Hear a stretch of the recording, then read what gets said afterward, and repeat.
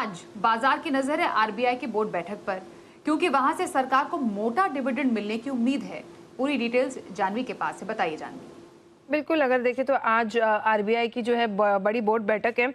अब इसमें सरकार को अगर देखें तो रिकॉर्ड डिविडेंड मिलने की उम्मीद है। अनुमान लगाया जा रहा है कि 2.75 लाख करोड़ से 3.5 लाख करोड़ तक का जो है यहाँ पर सरकार को डिविडेंड मिलता हुआ दिख सकता है आरबीआई की तरफ से।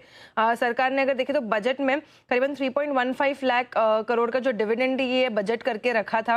उनका जो पूरे चाहे आरबीआई हो या बाकी पीएसयू एंटिटीज से जो भी डिविडेंड आना था, तो उन्होंने फिलहाल जो बजटिंग कर रखी है वो 3.15 लाख करोड़ की थी। लेकिन पिछले अगर 10 साल के आरबीआई के डिविडेंड्स की हिस्ट्री निकाल के देखें तो काफ़ी जो है डिविडेंड लास्ट 2-3 सालों में हमने देखा कि एक अच्छा ट्रेंड यहाँ पर बनता हुआ दिख रहा है। FY16 में आरबीआई ने 65,876 करोड़ का डिविडेंड जो है ये दिया था। FY17 और FY18 में अगर देखें तो यहाँ पर गिरावट आई थी, 30,000 और लगभग 50,000 करोड़ के जो है डिविडेंड्स दिए थे। लेकिन जो इंटरेस्टिंग चीज़ हुई है, FY24 से 2,10,870 करोड़ तक का जो डिविडेंड है ये आरबीआई ने दिया था सरकार को। और 2025 में FY25 में अगर देखें तो 2,68,590 करोड़ का जो है यहाँ पर डिविडेंड सरकार को दिया था।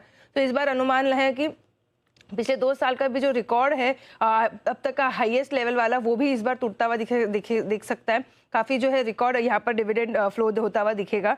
अब आरबीआई इतना जो डिविडेंड के लिए प्रॉफिट जो है वो कहाँ से आरबीआई के पास आता है, तो सबसे पहले अगर देखें तो आरबीआई अगर गवर्नमेंट बॉन्ड्स पर इन्वेस्टमेंट करती है, जो उनके पास गवर्नमेंट की सिक्योरिटीज़ होती है, वहाँ पे इंटरेस्ट पेमेंट वहाँ से आता है।